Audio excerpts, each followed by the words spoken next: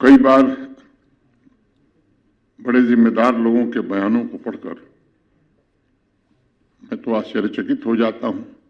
आप में से भी अनेक लोग आश्चर्यचकित होते होंगे। अगर इतने परिवर्तन के पश्चात यह सोच है तो पहले हाल क्या रहा होगा। व्यक्तिगत रूप से मुझे कभी कभी निराशा होती है कि विकास के महायज्ञ में अपनी आहुति देने के बजाय ऐसे तत्व विभाजन और अलगाववाद की आग को प्रज्वलित रखना चाहते हैं।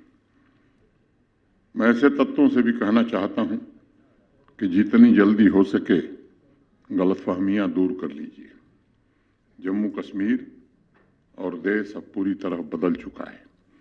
अब आतंकवादियों, अलगाववादियों और उनके सरपरस्तों को माला फूल पहनाने के लिए कोई जगह जम्मू कश्मीर में नहीं बची है, बल्कि उन्हें कठोर से कठोर सजा देने की हर संभव कोशिश की जा रही है और ये निरंतर जारी रहेगी। वो समय बीत गया जब झूठा नैरेटिव लोग चलाते थे कि आर्मी, पुलिस, सीएपीएफ ये फोर्सेस हमारी अग्रेसर है। अब आम जनता भी समझ चुकी है कि जिस आर्मी और पुलिस के जवानों के बलिदान के कारण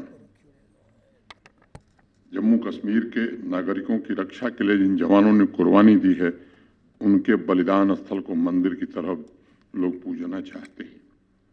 इस अवसर पर एक बात और मैं कहना चाहता हूं। आतंकवाद का एक ऐसा इकोसिस्टम यहां था जिसमें देशद्रोही तत्वों के अलग अलग रोल होते थे। एक टारगेट देता था, दूसरा गोली और बंदूक तथा पैसा पहुंचाता था, एक तीसरा था पाकिस्तान समर्थित आतंकवादी, वो गोली चलाता था, और उसके साथ मिलकर चौथा अलगाववादी तत्व यह सुनिश्चित करता था कि दर्द से जूझ रहे टेरर विक्टिम फैमिलीज की जुबान न खुले और न ही उन्हें इंसाफ मिले। ये सच्चाई है कि आतंकवादियों की बंदूक की खौफ की वजह से समाज के लोग, टेरर विक्टिम फैमिलीज और यहां तक कि प्रशासन में भी ऐसे लोग थे जो खामोशी अख्तियार कर लेते थे। लेकिन दूसरी तरफ अलगाववाद और आतंकवाद से जुड़े तत्वों को बड़ी मात्रा में सरकारी नौकरी दी जाती थी। उसी इकोसिस्टम में देश के खिलाफ काम कर रहे तत्वों को प्रोत्साहन दिया जाता था।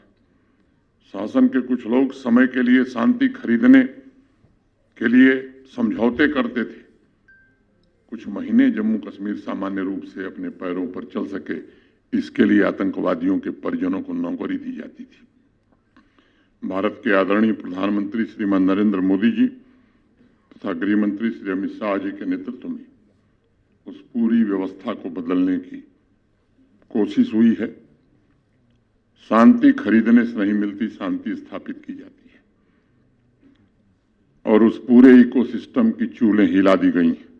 उस भय को समाप्त करने में काफी हद तक सफलता मिली है, जिसकी वजह से टेरर विक्टिम फैमिलीज अंधकार और खौफ में जीते थे।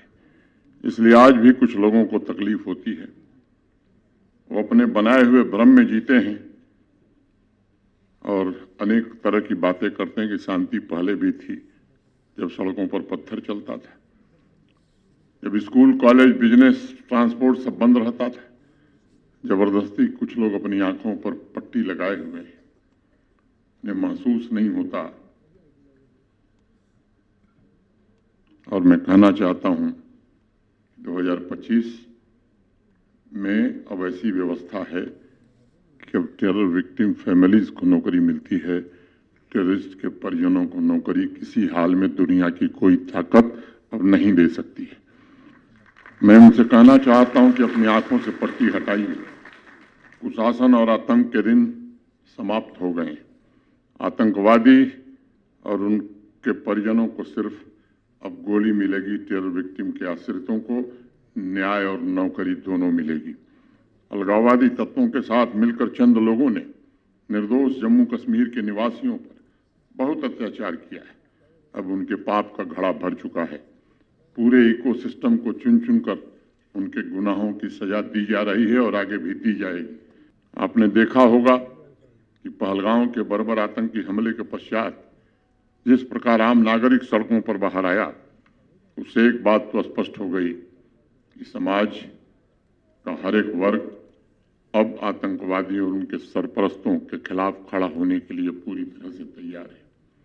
और आज मैं कहना चाहता हूं कि इस बात को गांठ बांध लीजिए कि आतंकवाद का खात्मा सेना, पुलिस, सुरक्षा बल तो करेंगे ही, लेकिन जब तक समाज पूरी तरह खड़ा नहीं होता और समाज सहयोग नहीं करता, ऐसे लोगों को एक्सपोज नहीं करता जो बेसहारा लोगों पर जुर्म ढाते हैं, यकीन मानिए आतंकवाद फिर द्रुत गति से समाप्त होता है।